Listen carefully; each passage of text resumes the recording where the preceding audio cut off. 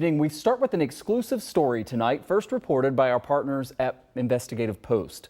A couple of years ago, a former Buffalo police lieutenant embarrassed the department in an encounter that was caught on camera. The video really went viral.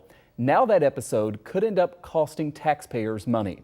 Jeff Kelly with Investigative Post has our top story. You're a disrespectful little that's who you are. And just like that, Buffalo Police Lieutenant Michael DeLong became a poster child for police misconduct. Now, 2 years later, the subject of DeLong's profane tirade is suing DeLong, the city, and the police department. In court papers filed on Friday, Rowita Salim says DeLong harassed her physically and verbally when she objected to the way cops were handling a man in a mental health crisis. I don't think it's appropriate to talk to a civilian that you're supposed to protect in that way. The encounter, which Salim recorded on her cell phone, caused emotional stress and violated her constitutional rights, according to the lawsuit. It also helped end DeLong's career. The lieutenant retired last March after 21 years on the force, at least 36 internal affairs investigations into his conduct, 5 suspensions, and 6 disciplinary conferences. DeLong was facing discipline again, maybe even firing for his behavior with Salim, but opted instead to retire. Doing so protected his state pension, which paid him more than $65,000 in his first year as a civilian, plus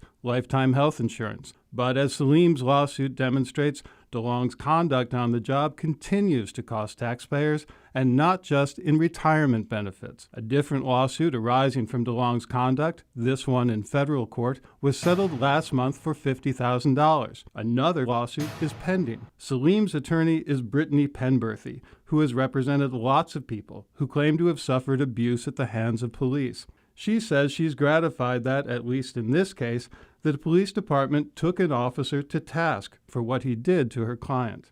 Penberthy said in a statement, "I respect the department, at least in this incident, publicly recognizing and appropriately disciplining officers that breach constitutional rights and local standards. This is a welcome change, but a little too late to avoid the unfortunate interaction encountered by Ms. Salim. We welcome expeditious conclusion of this civil matter, knowing the city has previously expressed dissatisfaction over the incident." A spokesman for the police department declined to comment, citing ongoing litigation.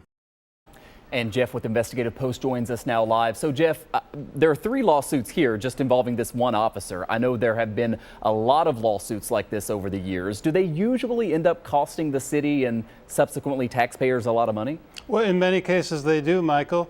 We analyzed a 5-year period some time back and found in that 5 years there are $12 million in settlements in lawsuits related to the police. And the city is self-insured, which means that that money comes right out of the general fund. It's the taxpayers are footing the bill. And as you mentioned, Jeff, these separate lawsuits now involving this one officer will continue to follow the 2 that are still pending. Jeff Kelly is a reporter with our partners at Investigative Post, investigativepost.org. I know, Jeff, you have a lot more kind of in-depth reporting on this topic. Thanks for coming on. My pleasure always. Thanks.